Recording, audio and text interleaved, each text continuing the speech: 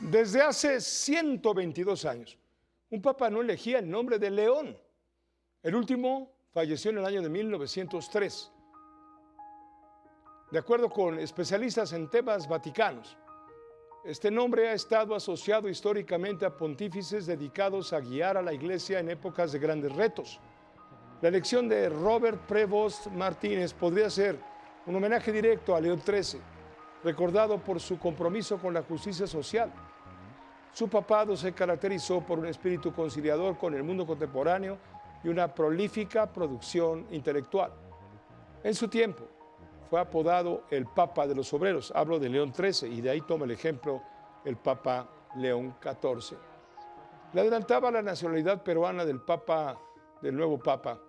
En ese país, en Perú, lo recuerdan por haber ignorado los temas sociales, principalmente en la ciudad de Chiclayo, por no haber ignorado esos temas en la ciudad de Chiclayo, donde fue obispo de la diócesis, un periodo significativo en su trayectoria pastoral.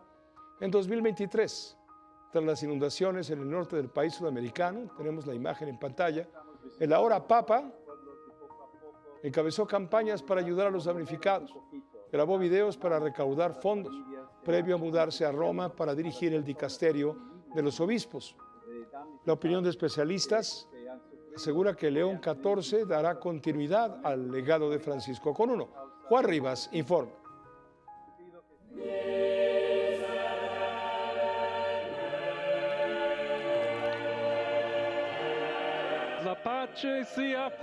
León XIV dará continuidad al legado de su antecesor Francisco, aseguró en entrevista con Uno TV Óscar Aguilar, especialista en relaciones Iglesia-Estado.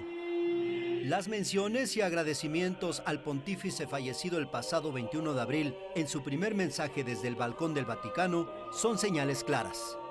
Entonces, este papa que convocó al diálogo, que estableció puentes, que hizo referencia a Francisco, yo creo que en retrospectiva, Juan, va a ser un continuador de la huella del Papa Francisco.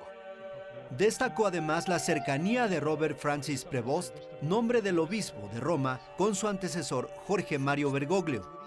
Hay que decir, Juan, si se me permite el término, hay una venganza del Papa Francisco con la elección de este Papa. Digamos, no había manera que el cardenal de una diócesis pobre de Perú pudiese haber llegado a ser cardenal. Entonces, vemos claramente una estrategia ya en retrospectiva que la universalización que hizo el Papa Francisco del Colegio Cardenalicio.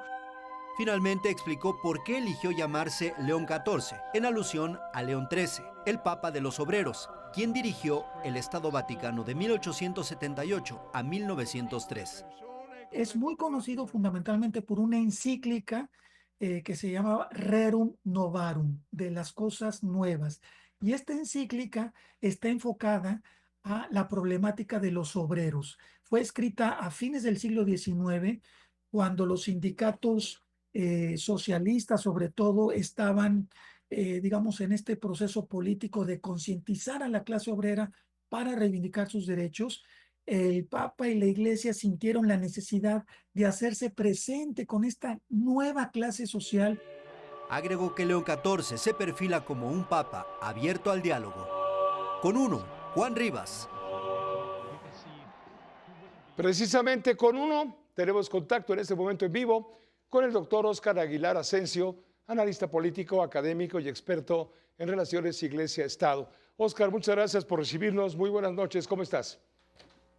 Muy bien, Pepe. Muy buenas noches. Un saludo a ti y al auditorio de Uno TV. El saludo es para nosotros y te agradecemos muchísimo. Dime una cosa, la Asamblea de Cardenales ha delineado una serie de pendientes que tiene en este momento la Iglesia Católica y de alguna manera es una lista de pedidos o de reclamos, dime como quieras, hacia el nuevo Papa, porque pues, a la Iglesia le urgen respuestas de líder de la Iglesia en materia de doctrina sexual, de un gobierno vaticano más compartido, de materia de política exterior. Es decir, son temas que están siendo planteados, fueron planteados justamente por la Asamblea de Cardenales durante los días previos al cónclave. ¿Tú qué opinas?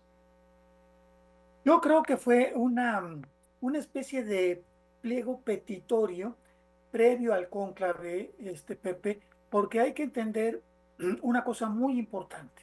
Antes de que los cardenales entraran a la Capilla Sixtina, hay un proceso que se llama congregaciones generales. En esas congregaciones, cada uno de los cardenales tiene la oportunidad de presentar su diagnóstico, su visión, cómo ven los problemas de la iglesia, cuáles son sus desafíos, cuáles son las posibles rutas o caminos que ellos proponen para hacer frente a los desafíos que tiene la iglesia, tanto como institución religiosa como en el mundo político, social en el que se inserta. Entonces, seguramente estas peticiones normalmente giran en tres grandes temas. Es el tema del gobierno de la iglesia, lo que llamamos colegialidad o últimamente sinodalidad, o sea, cómo podemos incorporar la participación no solamente de los obispos, sino también de laicos, mujeres, en el caso del Papa Francisco, que llegó a incluir a las mujeres con voto, Pepe, en las asambleas sinodales. También está el asunto de la doctrina que tú mencionabas, ¿no? La doctrina es fundamental porque es lo que le da la identidad a la Iglesia Católica como tal. Es una institución religiosa, tiene valores, tiene normas, tiene sanciones si no se cumplen esas normas. Es una especie de carné, es una especie de ID famoso, ¿verdad? Para poder identificarte en este caso como católico.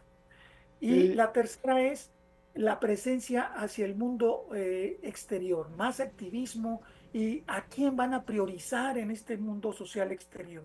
Claramente la ruta es hacia los desprotegidos, los vulnerables, los pobres, cuestionar los excesos de la economía de mercado, los excesos del neopopulismo, del autoritarismo, los problemas de confrontación entre los países, la guerra, etcétera. Son tres grandes sectores, Pepe.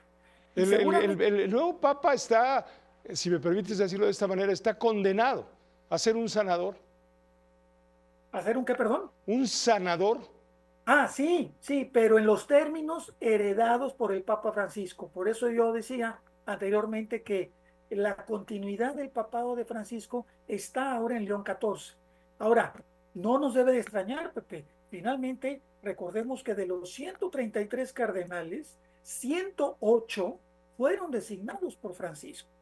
Entonces, el bloque que de una u otra manera heredó Francisco a sus cardenales, de alguna manera predispuso, no era seguro, pero ahora con el conocimiento de quién es el Papa, podemos decirlo. El Papa, Nunca, nunca vamos a saber realmente qué pasó en el cónclave por todo lo que entendemos y sabemos. No sabemos cuántos votos, bueno, tuvieron que haber sido 89 por lo menos, obtuvo Prevost para convertirse en papa, pero se sospecha que por la cercanía profunda que tenía el Papa Francisco con Robert Prevost, podría haber algún tipo de arreglo, de sucesión papal, de convencimiento, de cabildeo, en fin, me estoy yendo a la imaginación muy al estilo de la grilla mexicana, pero vamos, la grilla se inventó en el Vaticano, no en México. ¿no? La política y la grilla finalmente viene de ahí, son más de 2000 años. ¿Qué institución dura 2000 años sin hacer política? Pero lo dices bien, Pepe, también. La duda que teníamos algunos colegas era, ok, la mayoría fue designado por Francisco, pero va a haber un acuerdo entre quién va a ser la persona que reciba la batuta de la Iglesia Católica y parece que lo resolvieron muy rápido. Fue finalmente el cardenal Prevost. Es, Algunos pensábamos que podría ser Parolín, otros Matteo Zuppi, regresar el papado de Italia, pero finalmente, algunos vean en el cardenal filipino Luis Antonio Tagle otra mucha posibilidad, le decían el Francisco asiático. Bueno, resultó este cardenal que algunos teníamos la duda por la nacionalidad norteamericana, pero ya vimos que finalmente el software con el que él está constituido es muy latinoamericano. si dices que va a prolongar el papado de Francisco, siguiendo su línea espiritual, su línea doctrinal, etcétera, podría decirse que este papa va a ser también como Francisco, señalado por el escritor español Javier Cercas, un loco de Dios? No estaría tan seguro que un loco de Dios, porque por su estilo, mira, tú mencionabas algo respecto a la vestimenta papal, ¿no? ¿Por qué no salió, y esto es la hipótesis que yo planteo, por qué no salió de blanco con esta humildad, esta sensibilidad del Papa Francisco? Porque no quiso ser contundente en la forma de yo voy a ser un Francisco II. Entonces, retoma los atuendos papales, ¿no? La buceta, la mitra, completamente, que jamás usó el Papa Francisco, ¿no? Y ese es un mensaje simbólico a la parte conservadora. Miren, yo represento al papá, ¿no? Le doy la seriedad, la formalidad y el estatus que ustedes tanto valoran, como fue el caso, digamos, de Benedicto XVI, el mismo Juan Pablo II también salió, digamos, con toda la parafernalia papal. Pero su contenido, Pepe, su contenido era absolutamente franciscano. Y luego se llama León XIV, retoma la línea de este Papa León XIII, que es nada menos que el padre del magisterio social de la Iglesia. Esta doctrina que finalmente inserta a la Iglesia en la modernidad, como se le conoció al Papa León XIII, Sí. es el puente hacia la modernidad, ¿no? Pues Óscar, te agradezco muchísimo tu tiempo.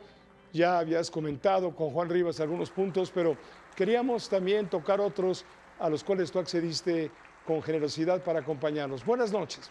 Muy buenas noches, Pepe, y un saludo a tu auditorio. Igualmente para ti, claro, es el doctor Óscar Aguilar Asensio, académico, experto en comunicaciones y también muy enterado de los temas de la Iglesia.